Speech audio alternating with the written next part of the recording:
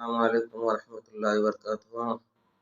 ناظرین، امید ہے کہ آپ تمام حضرات خیریت سے ہوں گے۔ آج ہم آپ سے بات کرنے والے ہیں بہرا پن کو ختم کرنے کے عمل کے بارے میں۔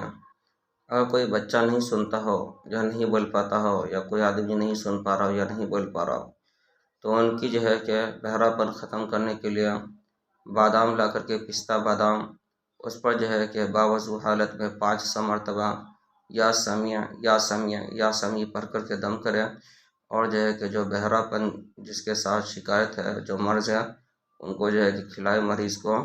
انشاءاللہ تعالی العزیز ان کا بہرا پن ختم ہو جائیں گے، اور وہ سننے بھی اور بولنے دونوں لگیں گے۔ یہ عمل بہت پاورفل اور آزمودہ عمل ہے۔